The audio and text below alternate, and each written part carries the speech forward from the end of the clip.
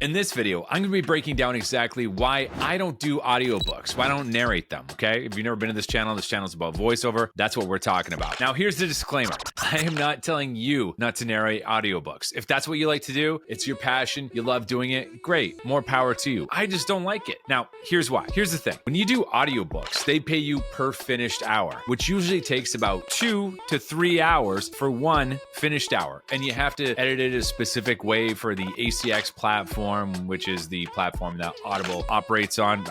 Just operates, I guess. The average audiobook is going to pay you $100 to $200 per finished hour, which is $50 to $100 per hour. Okay, if you're editing really quick and you can do one per finished hour in 2 hours, that's what you're going to make. Which sounds like a lot of money to most people. You know, before I got into voiceover, I would have liked a job where I could make $50 to $100 an hour. Yeah, I mean, sure. That's going to be better than pretty much every single Joe job out there, all the regular everyday jobs. It's gonna be better than a lot of management positions. $50 to $100 an hour in a full-time gig is not bad. Voiceover is different. Okay. This job has the possibility to pay you so much more.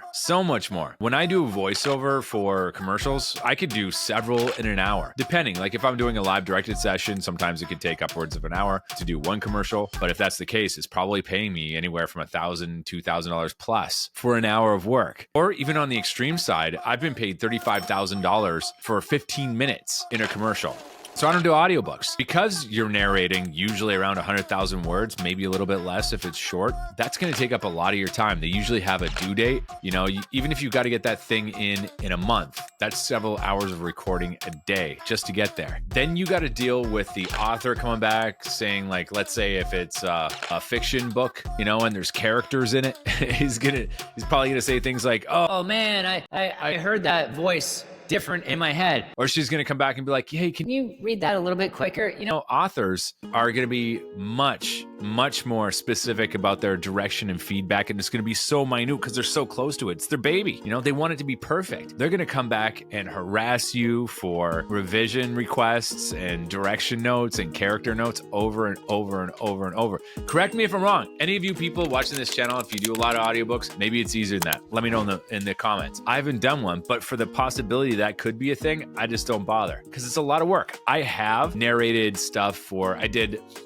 a dubbing job that was like 20,000 words. That's the most I've ever done, 20,000. They paid me a boatload to do it too. And I hated it. I hated doing it, every second of it. It took so much time and so much effort. And I worked on that thing for a month, 20,000 words. And it wasn't a fiction audiobook. It would have been more like a nonfiction repair manual is what I would have compared it to, even though it wasn't an audiobook. It was a training video series, but it was the same amount it was a pretty high amount of words. Personally, I don't like doing more than, like, let's say 3,000 words. That's, you know, usually at my limit. 2,000, I'm like, rather not, but if pays right, sure. 1,000, it's no problem. But usually I like to keep it, my sweet spot is 500 words or less. That's where I like to keep it. Some people out there will tell you when you get into voiceover, you can't expect to get all these high paying jobs I'm talking about right away. You got to do entry level jobs is what they'll call it. You know, don't believe that at all. That is such a myth. That's a huge myth in voiceover, entry level jobs. There's no such thing. As soon as you do voiceover, no matter what job you're doing, well, I guess it sort of depends. You're against everybody right away. That's what I'm saying. There's no gatekeepers. No, okay, so you've hit a certain experience level. Now you get to go for the good jobs or the great jobs or the super jobs or the medium jobs. There's no entry level. If you are trying to go for entry level jobs in voiceover, like a lot of words for lower pay, like an audiobook, you are giving yourself a demotion. No one's holding you back. No one's saying you don't have the experience. You're not good enough to go for the high level jobs yet. I've had students that I coach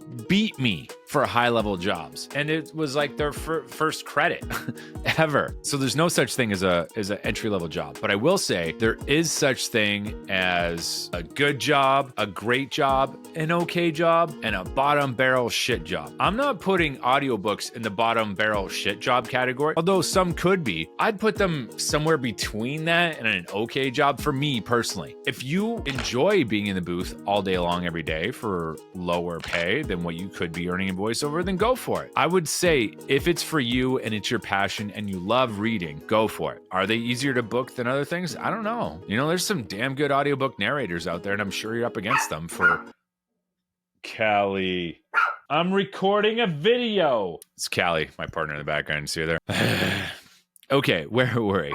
Even in audiobooks, you're going to be up against people that have been doing this for a long time. Are they going to be any easier to book than a commercial? Probably not. Overall reality, just so you guys know, I'm not going to try and stop you from whatever you want to do. But the reality of audiobooks are they take a very long time. It's a physical feat to be able to complete one. Ask any audiobook narrator. I work with, in my community, VoiceOver School, there's a bunch of people that come from the audiobook narration world. And they're like, I'm just sick of it. I don't want to do audiobooks anymore. Every time they do one, it just takes a little bit more life out of them. Yeah, it's on the lower pace side for voiceover. So that's why I personally don't do them. I've been offered them before, and so far, no one's been able to come up with a sweet enough deal. So I had one that was pretty close. One guy he offered me $500 per finished hour, which is $250 an hour, for an audiobook that was like 100,000 words. And, you know, for a lot of people, a lot of you out there, I'm sure that would be great, that you'd love it. But I just, you know, I work doing this like every single day, and